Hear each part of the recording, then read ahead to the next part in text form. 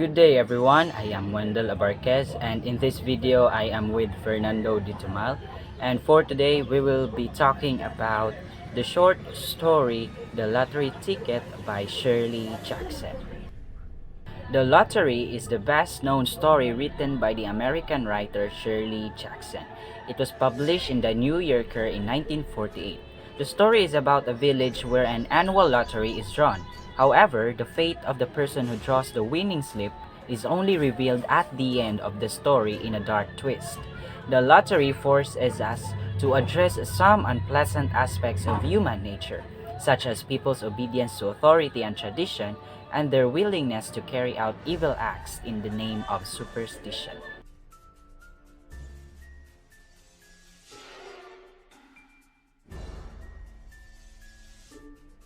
The story takes place one morning between 10 o'clock and noon on 27th June. In a village somewhere in USA, the year is not stated. The 300 villagers are gathering to undertake the annual ritual of the lottery, which is always drawn on this date every year. Some of the children in the village are busy making a pile of stones which they closely guard in the corner of the village. The lottery is led by Mr. Summers, who has an old black box. Inside the black box, slips of paper have been inserted, all of them blank apart from one.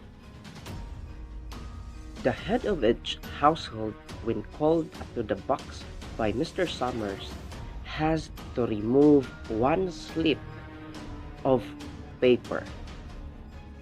When every household has drawn a slip of paper, the drawn slips are opened. It is discovered that Bill Hutchinson has drawn the marked slip of paper, and it explained that next, one person from within his family must be chosen. His family comprises of 5 people: himself, his wife Tessie, and their 3 children, Bill Jr., Nancy, and Dave. Bill's wife Tessie isn't happy that her family has been chosen and calls for the lottery to be redrawn, claiming that her husband wasn't given enough time to choose his slip of paper. But the lottery continues. Now, each of the 5 members of the Hutchinson household must draw one slip from the black box. One slip will be marked while the others are not. Each of the Hutchinsons draw out a slip of paper, starting with the youngest of the children.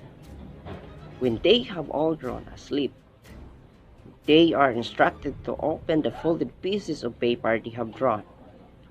All of them are blank except for Thesis, which has a black mark on it, which Mr. Summers had made his pencil the night before. Now the significance of the pile of stones the children had made, making at the beginning of the story, becomes clear.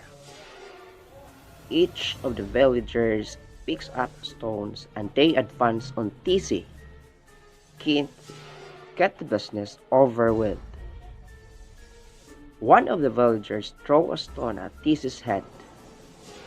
She protests that this isn't right and isn't fair. But the villagers proceed to hurl their stones, presumably stoning her to death. Now let's talk about the literary elements present in the story The Lottery Ticket. This short story is fiction, dystopia, and horror in genre. So the characters on this short story are the following: Tessie Hutchinson, the unlucky loser of the lottery. Tessie draws the paper with the black mark on it and is stoned to death. She is excited about the lottery and fully willing to participate every year. But when her family's name is drawn, she protests that the lottery isn't fair. Tessie arrives at the village square late because she forgot what day it was. Next character we have Old Man Warner. So Old Man Warner is the oldest man in the village. Old Man Warner has participated in 77 lotteries. He condemns the young people in other villages who have stopped holding lotteries, believing that the lottery keeps people from returning to a barbaric state. Next character we have Mr. Summers. So Mr. Summers is the man who conducts the lottery. Mr. Summers prepares the slips of paper that go into the black box and calls the names of the people who draw the papers. The childless owner of a coal company. He is one of the village leaders. Next character we have Bill Hutchinson. It, Bill Hutchinson is Tessie's husband. Bill first draws the marked paper, but he picks a blank paper during the second drawing. He is fully willing to show everyone that his wife Tessie has drawn the marked paper. Next, we have Mr. Harry Graves. Mr. Harry Graves is the postmaster.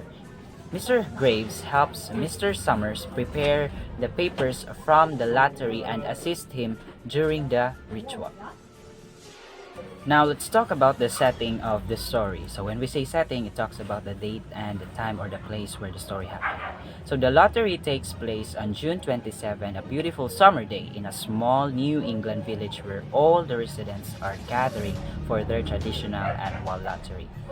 It is a sunny summer day in a village where everyone is lively, polite, and happy. The villagers have gathered in the village center as the lottery is about to begin. Rising action. The lottery drawing begins, and everyone is eager to see who the year's winner will be. Bill Hutchinson wins the first draw, and the second draws are held within the Hutchinson's family. Climax. T.C. Hutchinson wins the second and final draw of the year, and T.C. protests about it. Falling action. The townspeople start to throw rocks at T.C., and she soon dies. The conflict of the story is that there is a conflict between Bill Hutchinson and Tessie about him not being able to choose a random slip of paper at his own pace.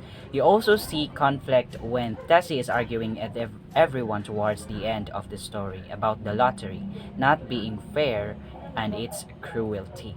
So the themes of the story, the short story, the lottery ticket, is that the vulnerability of the individual, the scapegoat, hypocrisy in the lottery, and the mobs. The point of view is the third person omniscient. So the style of this story is considered to be Gothic literature, typically features such as elements as horror, the supernatural, suspense, and violence. So while the lottery is not graphic in its description of Tessie's killing, it is considered an example of the Gothic genre because of the feeling of horror it generates in the reader. This short story was very interesting, although it makes the readers feel unease sometimes, especially on the climax of the story, but still, it captivates anyone. Its story was very good. It tackles tradition and culture, as well as the human's capacity to do things according on their belief. Despite the numbers of speculation on how the story was written, the story must be seen on its good side, and the idea on how it enlightens the readers into how we should act as humans and how as a follower of our own culture.